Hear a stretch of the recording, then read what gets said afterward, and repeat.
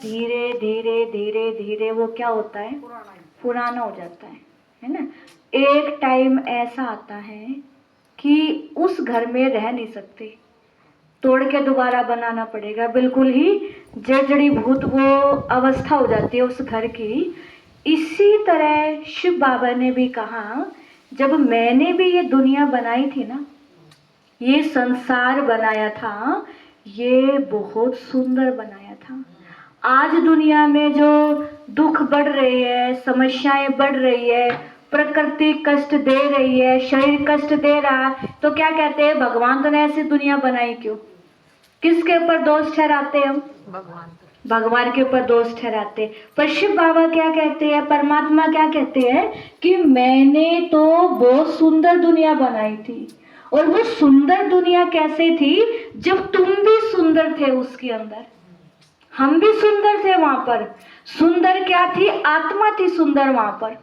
आत्मा बिल्कुल प्योर थी, पवित्र थी, शुद्ध थी, गुणों से भरपूर थी। आत्मा के अंदर सारे गुण थे, सारी क्वालिटीज थी। धीरे धीरे सतयुग, जिसको हम बोलते ना सतयुग, स्वर्ग, सुख धाम, तो वो सतयुग की दुनिया थी वो। उसके बाद क्या होगा? सतयुग की दुनिया में ना कोई घुटनों में दर्द होता है, ना कोई क्या हो गया, तबीयत खराब हो गई क्या? अच्छा हाँ, कल बताओ। ये रही ना माता अंदर अंचर पाई है, उस पर लेट जाओ। सत्यों की दुनिया में ना कोई घुटनों में दर्द होता है, ना कोई ठंड लगती है, ना कोई गर्मी लगती है, ना कोई भी वहां पर कष्ट नहीं होता। ना शरीर का कष्ट होता, ना ही आत्मा को कष्ट होता, और ना ही प्रकृति कोई हमें कष्ट देती, कोई दुख देती। क्यों? क्योंकि वो सतो प्रधान दुनिया है, वो सुख की दुनिया है, वो शांति की दुनिया है। पर जैसे ही थोड़ा समय बीतता है, नीचे हम उतरते हैं, तो आत्मा के अंदर थोड़ी सी कमी आ जाती है, हल्की सी, सिर्फ नाम की कमी आ गई है। पर फिर भी हम अपने जो सुख है वो सुख भोगते रहते हैं 2 युगों तक। आत्मा किसी को पुकारती नहीं है, किसी को याद नहीं करती है, किसी के अंदर बुद्धि फंसी नहीं होती है, किसी में मोह नहीं होता है, किसी में ईर्ष्या नहीं होती है, किसी में अहंकार नहीं होता है। 2 युगों तक आत्मा बुराइयों से मुक्त होती है। जब हम बुराइयों से मुक्त होते हैं तो संसार भी सुखी होता है। और जैसे ही आत्मा और नीचे गिरती है ना, जब द्वापर युग आता है, द्वापर युग के अंदर हम आत्माएं नीचे गिर जाते हैं, बुराइयों में गिर जाते हैं, विकारों में गिर जाते हैं। तो हम आत्मा गिरते हैं तो सारा संसार गिर जाता है। सिर्फ हम नहीं गिरते, सारा संसार गिर जाता है। पशु पक्षी जीव जंतु मनुष्य सब चीज गिर जाती है नीचे। इसलिए देखो दुनिया में भी होता है, अगर बड़ा जो करता है ना, सारा परिवार उसको फॉलो करता है ना। तो हम भी कौन है? हम सतयुग के स्टार्टिंग की आत्माएं हैं।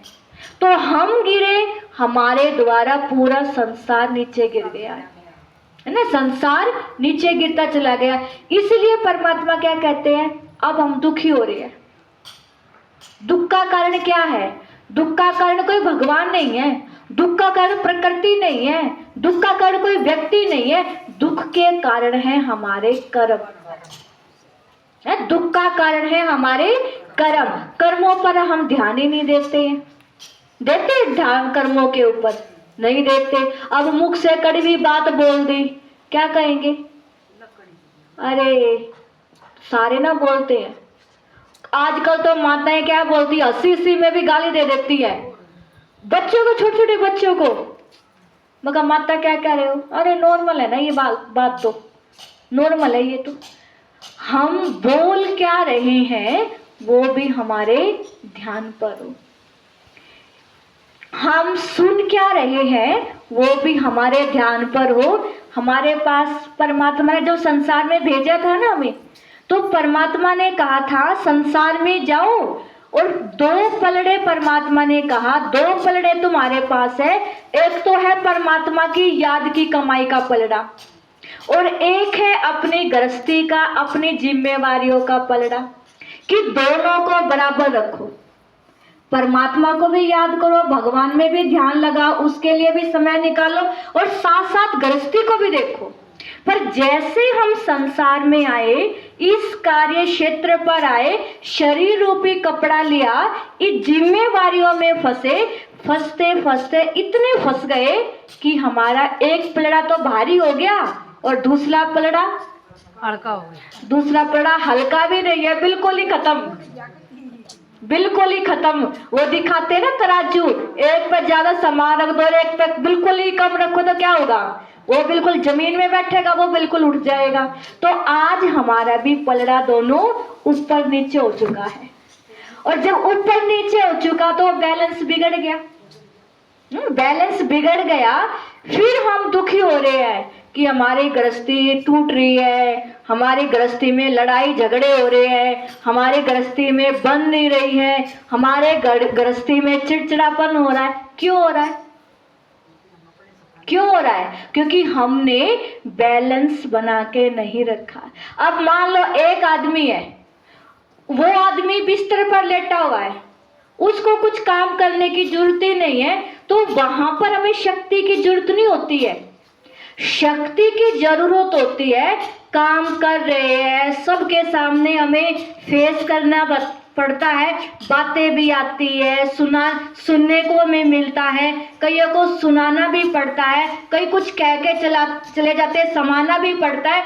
उस समय हमें शक्ति की जरूरत होती है। पहले के कहते थे अरे 60 साल के बाद भगवान को याद करेंगे ना, 60, अरे बैठा ही वो बिस्तर पर है, बैठा बिस्तर पर है, तो उसके बाद उसके शक्ति की जरूरत ही नहीं है। तो शक्ति की जरूरत है।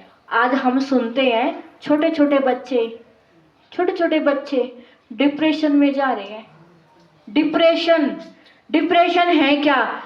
इतना बर्डन है बच्चों के ऊपर, इतना बर्डन है बच्चों के ऊपर कि वो सोच सोच के उसको नींद भी फिट गई, भूख भी फिट गई, खेलना भी छूट गया, कहीं मन ही नहीं लग रहा है, चिंता में लगे पड़े बच्चे भी।